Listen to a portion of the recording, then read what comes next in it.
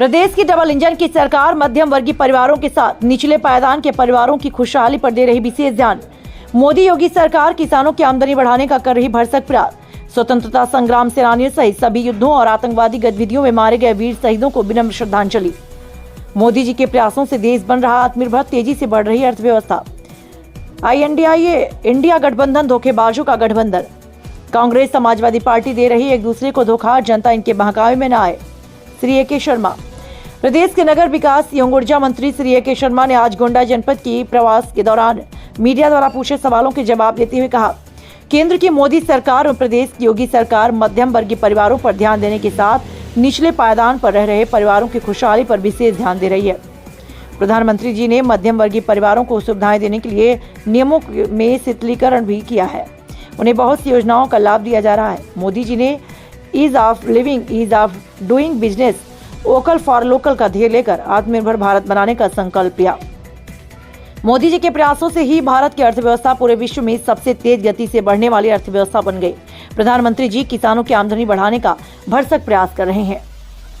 Shri AK Sharma ने कहा कि प्रदेश की योगी सरकार के पहले कांग्रेस और समाजवादी पार्टी की सरकारों का शासन जो रहा वो प्रदेश के लिए सबसे खराब और दुर्भाग्यपूर्ण रहा।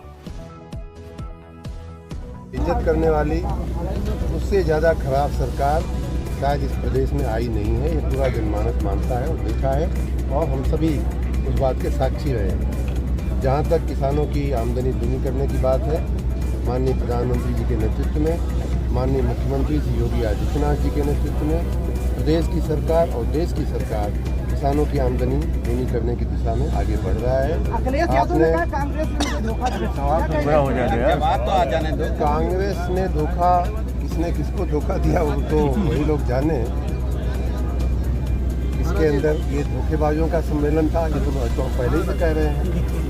ये एक मैं पहले भी कह चुका हूँ कि एक फ्यूज 28 फ्यूज बल्बों की झालर थी और जिससे कोई प्रकाश होने वाला नहीं। अब दूसरी बात आई कि वो फ्यूज बल्ब भी आपस में धोखा दे रहे थे एक दूसरे को।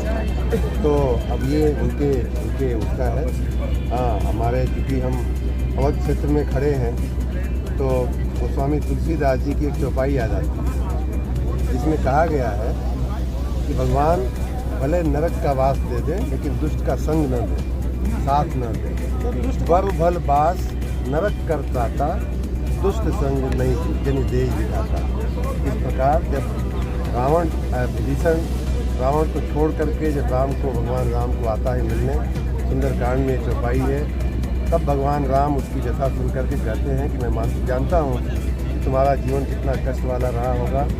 और वहीं ये चौपाई कही जाती है, बर भल बास नरक करता था, दुष्ट संग जन देहि विधाता।